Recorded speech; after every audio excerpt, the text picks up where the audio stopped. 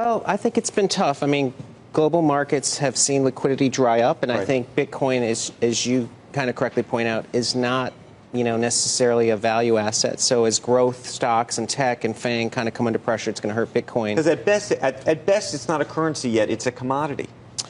Yes, I think it's probably best to view it as a commodity and really an opportunity for like an emerging asset class. Right. And so the question is, what is going to be the inflection point on this? And by the way, all the people that are getting burned on it now, right? Are they ever coming back? I mean, that's part of the this whole thing, more than just about anything else, is based on psychology.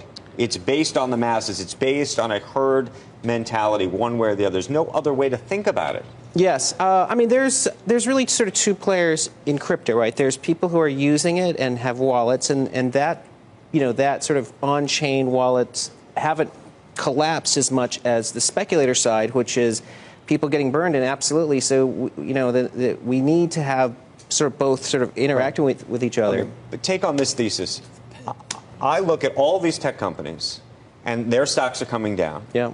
I look and say to myself, the people who are most inclined to buy Bitcoin and other crypto are people in the tech industry, Silicon Valley folks, who I think have either gone out on margin or I don't know what they've been doing, but now they're looking at their own net worth falling.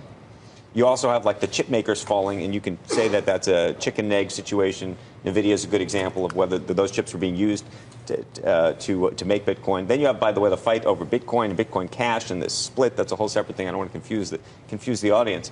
But if you have a whole world of people who are going to start to hurt, meaning a tech industry and their employees who were the investors in this, how does this rebound anytime soon?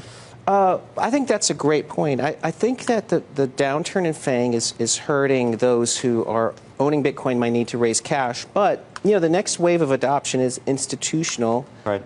They're not necessarily getting hurt here. So there is a crossover happening. This is just an awkward transition. When does that happen, the institutional component? I think you will get it partly through infrastructure like Bakkt, which is launching soon. But part of it's going to come from, regulatory clarity, and I think part of that's underway now. I think once we have that, I think institutions will feel a lot more comfortable making bets. Okay, so you've gone from 25,000, you now have a new call at 15,000 by the end of the year.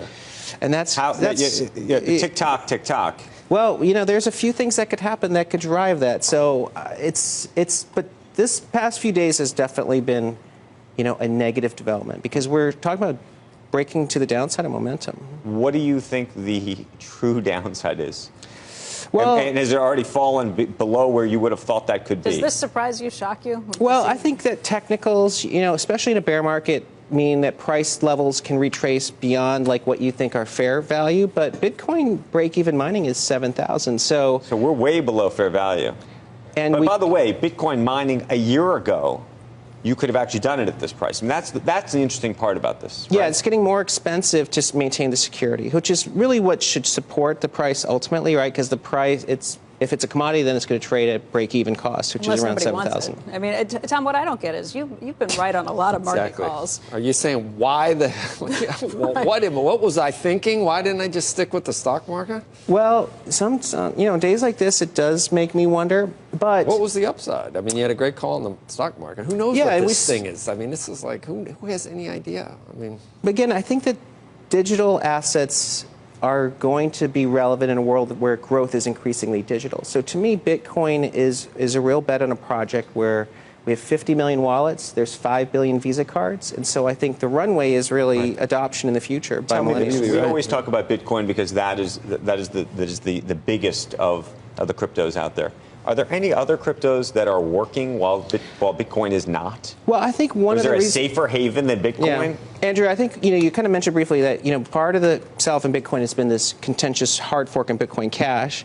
One of the ways you see it is some of these larger alts have held up great, like XRP, relative to Bitcoin is actually starting to break out. So are they calling an alt is an alt to Bitcoin? Like an alternative to Bitcoin, yes. And XRP is a token that is really used for settlements, cross-border settlements, but it's held up great. Do you have any expectation that regulators are going to approve more uses of crypto in a way that currently are not anytime soon? Because that, to me, would be the tipping point.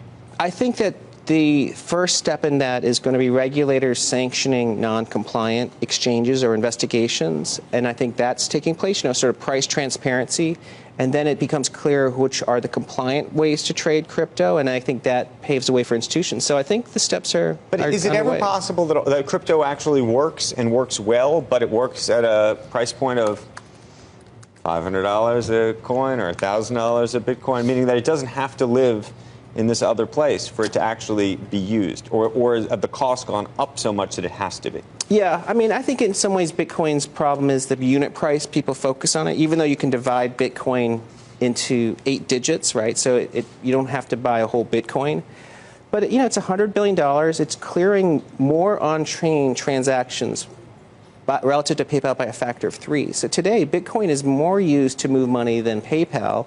And I think it's already establishing itself as a fairly legitimate. What's the market value of PayPal right now? I should go get a market cap on that. You have any idea?